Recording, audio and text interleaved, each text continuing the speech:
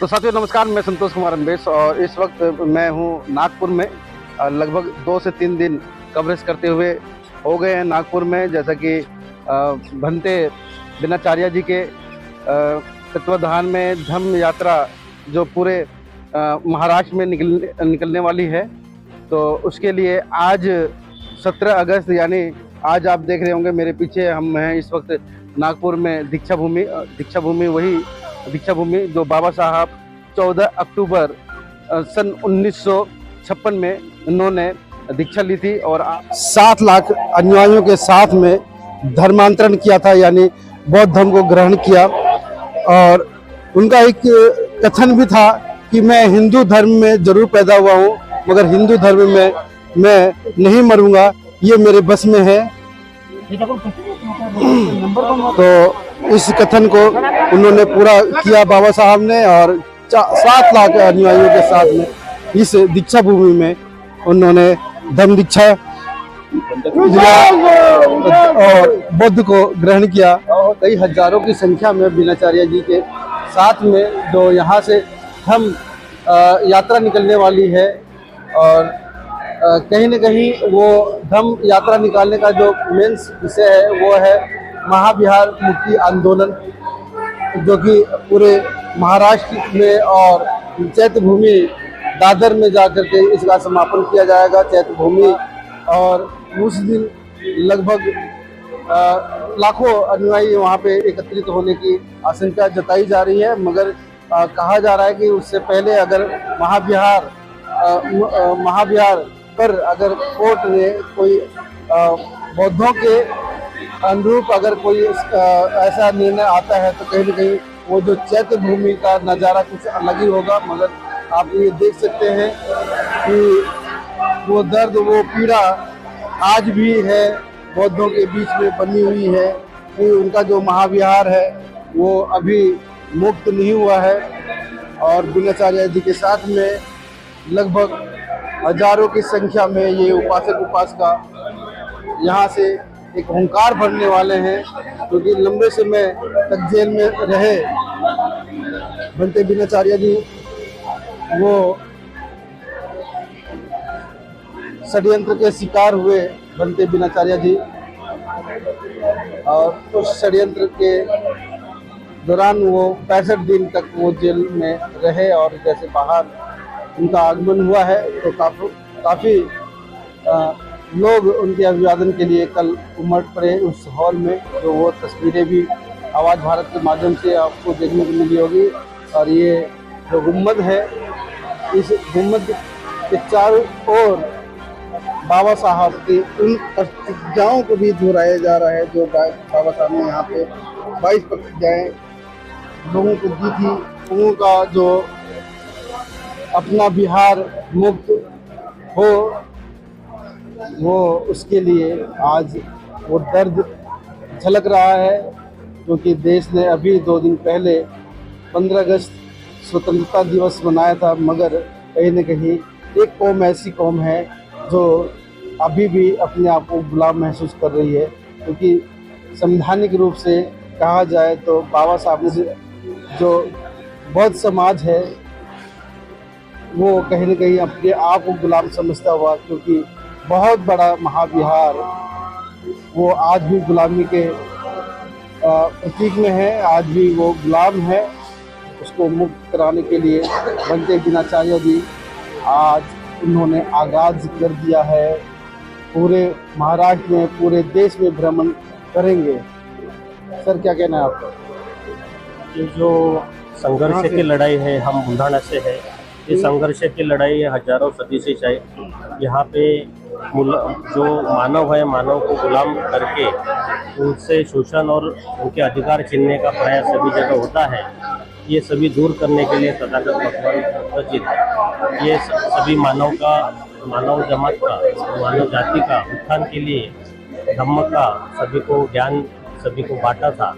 वहाँ से आज तक हर बार कोई ना कोई आके इसका शोषण कर रहा है। आज ये जो आंदोलन मुक्ति आंदोलन है महाबोधि महाविहार बोध गया था, ये हजारों साल से सम्राट अशोक जी ने इसको बनाया था। और आज ऐसी स्थिति है कि आज वो महाबोधि महाविहार ये ऐसे लोगों के हफ्ते हैं कि हम जिसको ऊपर ये बुद्ध धम्म का विचार प्रसार प्रचार करने का कार्य है वही नहीं हो रहा है, बाकी सभी चीज़ें गलत चीज़ें वहाँ हो रही है। उसी का विरोध करने के लिए ये नागपुर से ये अभी आंदोलन शुरू हो गया है, पूरे महाराष्ट्र में जाएगा। हम बुल्ढाना से पूरा इसका समर्थन करते हैं। बुल्ढाना जिले से पूर्व पश्चिम विदर्भ से हम पूरे लोग आए हैं। हम पूरा इसको जोर शोर से ये आंदोलन में सक्रिय सहभाग और इसको और आगे हम लेके जाएंगे। चलिए और आगे तक लेकर जाएंगे, मगर बात यही समझ जाए तो कहीं ना कहीं बहुत ही लाजमी होगा, क्योंकि बात यहाँ नहीं समझ रही है। क्योंकि सरकार को भी पता है कि अगर इनका धरोहर इतनी आसानी से अगर इनको मिल जाएगा तो शायद कहीं न कहीं वो खुशी बहुजनों को होगी, मगर कहा जाए कि वो खुशी साथ में ही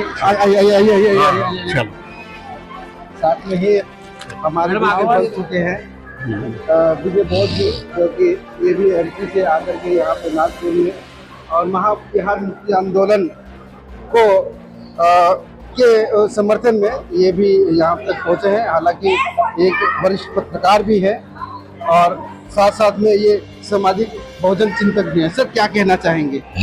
महाबोधि महाविहार जो है ब्राह्मणों के कब्जे में है हजारों वर्षों से, वो मुक्त होना चाहिए। उसकी लड़ाई विनाचार्य के नेतृत्व में लड़ेंगे, ऐसा सबको दीक्षा भूमि पे आज संकल्प लेना चाहिए। तो अभी कल का जो इतना बड़ा जो हुआ था जन समूह सैलाब जो उतरा था भंते बिनाचार्य जी के समर्थन में, तो उसको देखते हुए आप क्या कहेंगे? कल जो सुरेश भट्ट सभागृह में जो जन समुदाय बौद्ध समाज का जो आया था, इससे ये सिद्ध हो चुका है कि बिनाचार्य जी के समर्थन में सारा देश, सारा समाज, सभी लोग समर्थन में खड़े हैं। चलिए अभी प्रेस वार्ता होने वाला है, बिनाचार्य जी अभी प्रेस वार्ता के लिए तैयार है। महाविहार की मुक्ति के लिए और साथ ही साथ नया मुद्दा शिक्षा भूमि के सौंदर्यीकरण के लिए क्या कहना है? बुद्ध क्या पुण्य भूमि हम लोगों का बौद्ध लोगों का है। बौद्ध लोगों को हासिल करने के लिए श्रीलंका से आने के धर्मपाल जी भी आकर बहुत बड़ा संघर्ष किया। उसका भारतवर्ष के सभी वंश लोग संघर्ष किया, लेकिन हम लोग पूरा सफल नहीं हुआ है। अभी हमारा विनयाचार्य बनते जी ये संघर्ष अपना शुरू किया है। बनते जी की उम्र भी ठीक है और आप लोग के बनते जी के साथ पूरा भारतवर्ष के लोग थे। मैं बुद्ध धम्म संघ से प्रार्थना करूंगा कि हमारा संघर्ष सफल होने के लिए कृष्ण का आशीर्वाद मिले। साथ साथ बनते जी को निरोगी संपत्ति, दीर्घायु संपत्ति, बनते जी का अभियान सफल होने के लिए प्रार्थना करते हैं।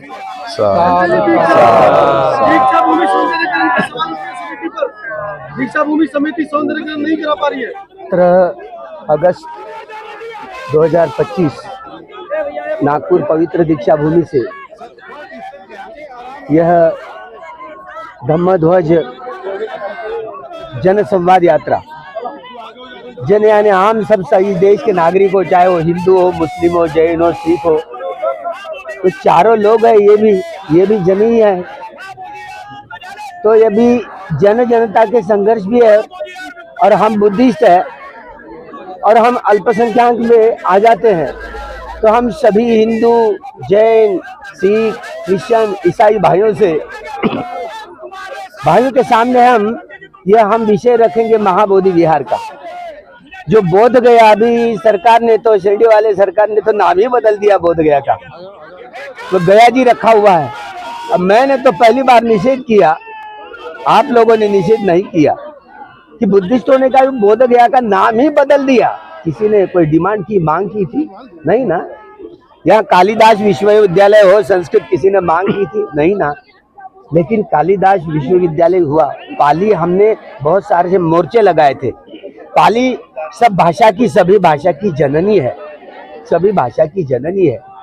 और पाली विश्वविद्यालय यहीं पर हो जहाँ बाबा साहब ने धर्मांतरण किया था। हमने मांग करने के बावजूद भी सरकार का ध्यान नहीं है। किसी ने मांग नहीं की कालिदास संस्कृत विश्वविद्यालय होनी चाहिए करके। लेकिन हो गया। तो इस मायने में सभी जड़, मूल भाषा सभी भाषाओं की जननी पाली प्राकृत बुद्धों की भाषा है। पाली इसलिए कहती है कि बुद्ध की बात नहीं हो रही है, सभी बुद्ध तो अपनी भाषा, अपना उपदेश पाली भाषा में प्रस्तुत करते हैं। बाबा साहब भी आने वाले सम्यक संबुद्ध होंगे ना, तो वह पाली भाषा में ही अपना उपदेश करेंगे। तो यहाँ पर नागपुर में नाग लोगों की नाग राजधानी, यहाँ पर दीक्षा भूमि, बाबा साहब ने विश्व की यह कैपिटल प्लेस बनाया है। तो इसका सौंदर्यीकरण नहीं हो रहा, जो भी आपस में तनाव उनाव मिट जाएंगे और ये दीक्षा भूमि फूल फल जाएगी, आगे चल करके फूल फल जाएगी। आपस के विवाद ये छोटे से विवाद है, लेकिन यह विवाद महाबोधि महाविहार का विवाद बड़ा विवाद है, जो कि आस्था के आधार पर जो राम मंदिर का न्याय दिया, तो भला ये भी गलत है। वो तो हमारी भूमि है साकेत नगरी की, हम हमारा राज आएगा तब छीनेंगे। आप तो छीन नहीं पाते क्योंकि शिरडी वालों का राज है। वो इस संविधान को बदलना चाहता है। अपने वोट, एक व्यक्ति एक मत एक मूल्य, अब वन वोट वन वैल्यू, अब इसको ही नकारा जा रहा है। यह मत पेटी से अब राजा उत्पन्न होगा, लेकिन यह इतनी सारी फर्जी जो चुनाव में लड़े जाने वाले, जो वोटिंग मशीन को रद्द करके, वोटिंग वो बैलेट पेपर को रद्द करके, आज भी घटना के अनुसार, संविधान के अनुसार 61A के अनुसार आज भी बैलेट पेपर ही चुनाव करना चाहिए। लेकिन हमारे मूलभूत अधिकारों का हनन करते करते यह शिरडी वाले लोग राज सत्ता प्राप्त किए। हम इसलिए ये जड़ को पकड़ना चाहते हैं कि सारे इस देश, हिंदू हो, मुस्लिम हो, जैन हो, सिख हो, बुद्धिस्ट हो, ये हमारे मूलभूत अधिकारों का हनन कर रहे हैं। तो यह डिमांड होगी कि यह ईवीएम हटाओ और संविधान बचाओ, यह जनतंत्र बचाओ। हम जन जन में जाएंगे और ये डिमांड हमारे महाबोधि, जहाँ भगवान बोधि प्राप्त किए, बोधि मिथ्या नहीं संबोधि है, उस संबोधि विहार की डिमांड के लिए ये अग्र डिमांड है। लेकिन इसके साथ साथ यह लोग, ब्राह्मणवादी लोग चाहते हैं कि मस्जिदों में भी ब्राह्मण घुसाना चाहते हैं, मंदिरों में भी ब्राह्मण घुसाना, वो तो है ही, लेकिन गिरजा घरों में भी ब्राह्मणों को बिठाना चाहते हैं। यहाँ तक कि मस्जिदों में भी गिरजा घरों में ब्राह्मण बिठाना चाहते हैं। वो इसीलिए वो कांड है ना 1949 में जो BTMC का कानून जो पारित किया, राहुल सांकृत्याजी भिड़े थे गांधी के जो साथ में भिड़े थे कि हमारी बोध गया हमारे कब्जे में दे दीजिए, लेकिन नहीं, ये आजादी की लड़ाई पूरी होने दो फिर हम देंगे।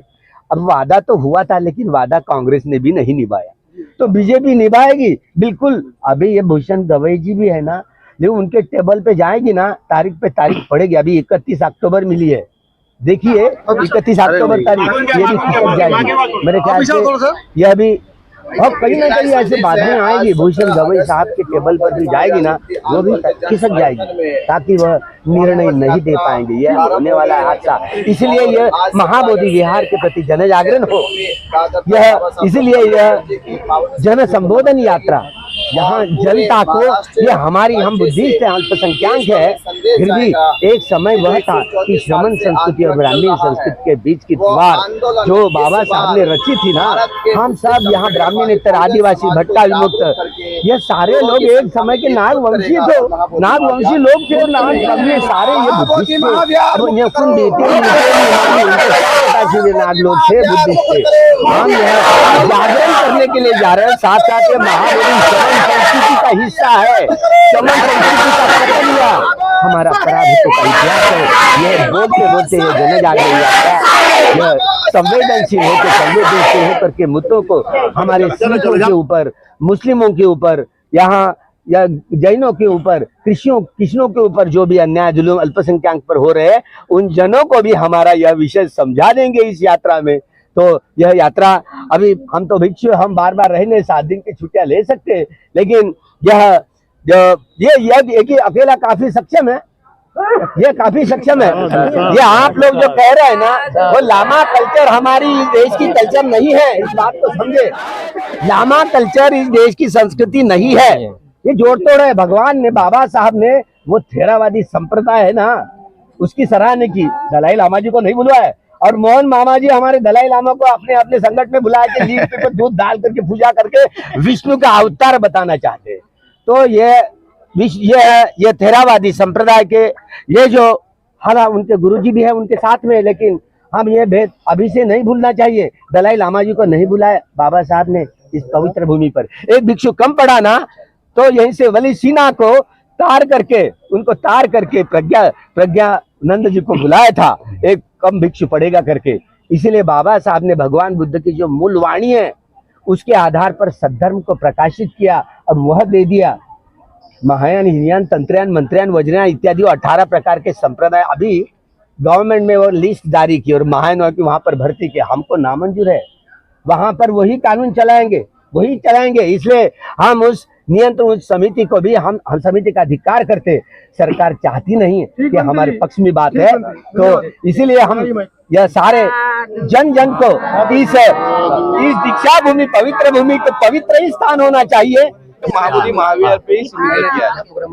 आज सचिव साहब पूरा समाज यहाँ खड़ा है।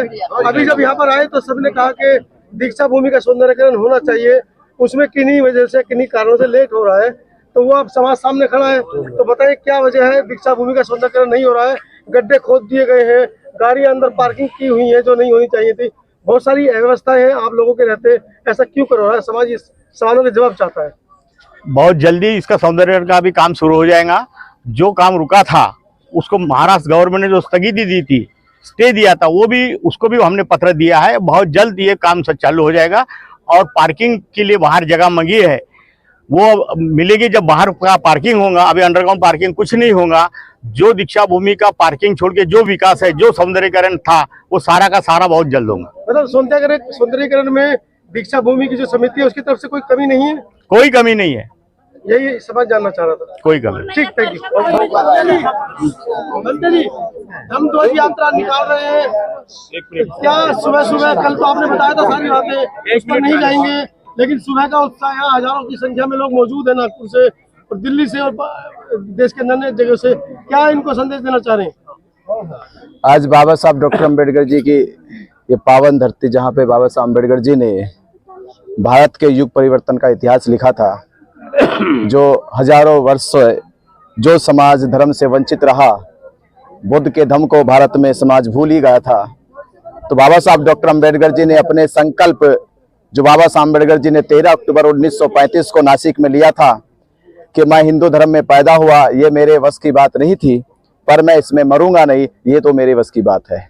तो बाबा साहब अम्बेडकर जी ने उस संकल्प को पूरा करने के लिए 14 अक्टूबर 1956 को नागपुर की धरती को चुना और इस धरती पे आकर बाबा साहब डॉक्टर अम्बेडकर जी ने नागों के इतिहास को दोहराया कि हम नागवंशियों का इतिहास भारत के स्वर्ण अक्षरों में लिखा गया था और नागवंशियों का इतिहास विश्व में अपने आप की एक विशेष पहचान बना।